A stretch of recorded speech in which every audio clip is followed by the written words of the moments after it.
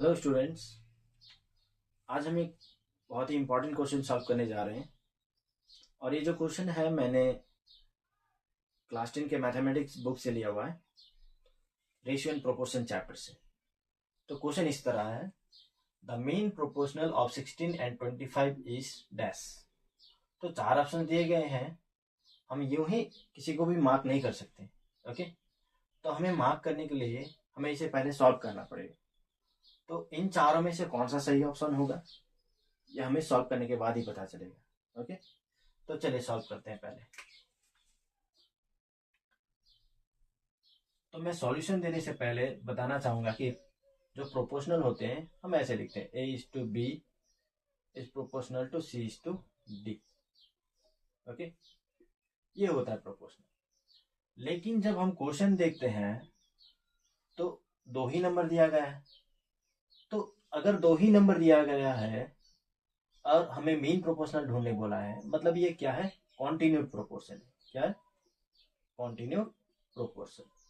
Okay, तो continued proportion में कैसे लिखा जाता है, A B and C are in continued proportion. Okay, तो कॉन्टिन्यूड प्रोपोर्शन को अगर हमें प्रोपोर्शन में लिखना पड़ा तो A is to B proportional B is to C लिखा जाता है।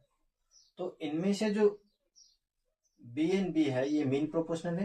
ओके, और ये जो ए एंड सी है ये एक्सट्रीम टर्म्स है। तो अगर हम इसे मल्टीप्लाई करें तो बी स्क्वायर इक्वल टू ए सी, ये फॉर्मूला आता है। ओके, तो अब हमें कॉन्टिन्यूड प्रोपोर्शन का फॉर्मूला यूज करना पड़ेगा इस पर। तो अब हम क्या करेंगे, मान लीजिए let the mean proportional be x. तो मैंने मीन प्रोपोर्शनल जो है एक्स ले लिया है। तो अगर मैं इसको कॉन्टिन्यूड प्रोपोर्शन में लिखूं तो कैसे लिखा जाएगा, 16 is to x proportional x is to 25। तो हम सभी समझते हैं कि रेशियो का मतलब होता है डिवीजन। ओके, तो 16 बाई एक्स लिख देता हूं इक्वल टू एक्स बाई 25। तो अब हम यहाँ पे क्रॉस मल्टीप्लीकेशन कर सकते हैं।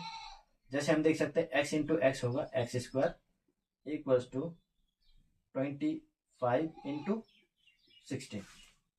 ओके, तो एक्स स्क्वायर इक्वल टू, अगर हम इन दोनों को मल्टीप्लाई करें तो आ जाएगा 400।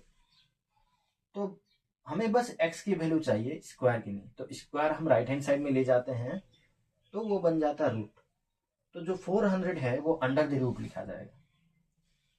अब 400 का जो स्क्वायर रूट आता है वो 20 आता है। ओके, तो हमारा जो वैल्यू है वो आ जाएगा 20, यानी कि मीन प्रोपोर्शनल जो होगा 20 होगा।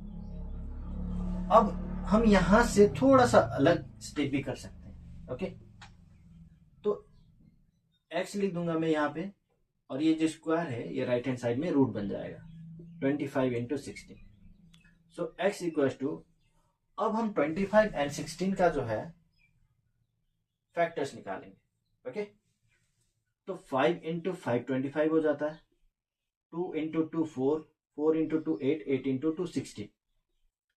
ओके, तो 1 पेयर 2 पेयर 3 पेयर, तो सारे का पेयर है, सारे नंबर्स के पेयर है, तो ये बाहर निकल जाएंगे। 5 इंटू 2 इंटू 2, तो x इक्वल टू आ जाता है 20। तो हम किसी भी तरीका से सॉल्व कर सकते हैं। ओके, तो हमारा जो सही ऑप्शन होगा वो 20 होगा। ओके, हम इतना लंबा प्रोसेस ना करके एक छोटा सा स्टेप से भी सॉल्व कर सकते हैं। ओके, तो वो स्मॉल या तो शॉर्ट स्टेप जो होगा या सॉल्यूशन होगा वो भी मैं बता देता हूँ। ओके, तो हम क्या कर सकते हैं, यहाँ पे 16 इंटू 25 जो है हम सीधा रूट में रखेंगे। ओके, तो अब हम क्या करेंगे, 400 लिख देंगे और आ जाता है 20। तो इतना से स्टेप में भी हमारा आंसर आ जाता है। ओके,